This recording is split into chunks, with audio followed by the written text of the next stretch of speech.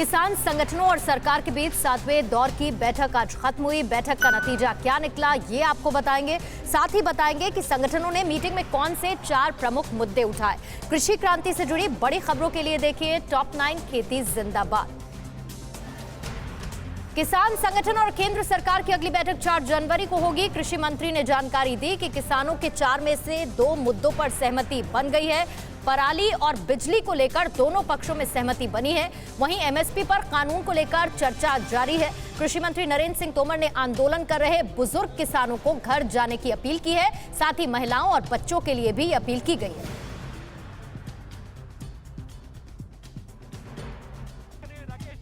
TV 9 Bharatvarsh से खास बातचीत में किसान नेता राकेश टिकैत ने कहा कि सरकार अगर 2 कदम पीछे हटेगी तो किसान को 2.5 कदम पीछे हटना चाहिए। प्रधानमंत्री का सर नहीं झुकने देंगे, लेकिन किसान का सर भी नहीं झुकना चाहिए। वैचारिक क्रांति को आप बंदूक से नहीं दबा सकते। आप लोग के रुख में कोई इस बार नरमी देखने को मिलेगी? आज की कोई नरमी नहीं हमारी, हमारी तो बात भाई बिल्कुल ठीक है। दिल्ली के विज्ञान भवन में हुई किसान वार्ता के बीच दिल्ली सिख गुरुद्वारा कमेटी की गाड़ी 500 लोगों का खाना लेकर पहुंची। केंद्रीय मंत्री पीयूष गोयल और नरेंद्र सिंह तोमर ने भी दोपहर का खाना किसान नेताओं के साथ खाया।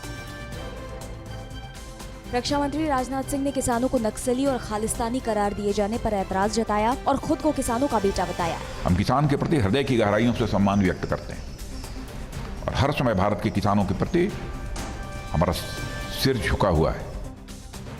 राजनाथ सिंह ने किसानों से कहा कि इस कानून को इस्तेमाल करके देखें, फिर भी चिंता हो रही है तो एक्सपर्ट के साथ बैठकर समीक्षा कर सकते हैं। उन्होंने कहा कानून में संशोधन के लिए भी तैयार हैं। एक बार कम से कम 2 साल तक एक प्रयोग करके आप देखें तो यह तीनों जो कानून कृषि संबंधित हैं वो किसानों के लिए कितने उपयोगी हैं।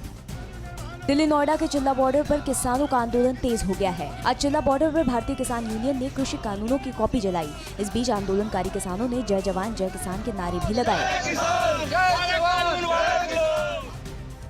राहुल गांधी ने केंद्र सरकार पर वादा खिलाफी का आरोप लगाया है। उन्होंने नोटबंदी से लेकर कोरोना तक का जिक्र करते हुए ट्वीट किया, मोदी जी के सत्याग्रह के पुराने इतिहास को देखते हुए किसान उन पर भरोसा नहीं करते।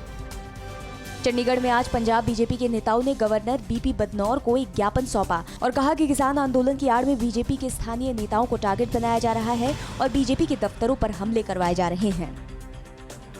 यूपी हरियाणा के किसानों में बॉर्डर एरिया की जमीन पर विवाद बढ़ गया है। बागपत के किसानों का आरोप है कि सोनीपत के किसानों ने उनकी 33 बीघा खड़ी फसल को उजाड़ दिया। उन्होंने कहा कि हरियाणा वाले किसान आंदोलन की आड़ में जमीन पर कब्जा करना चाहते हैं।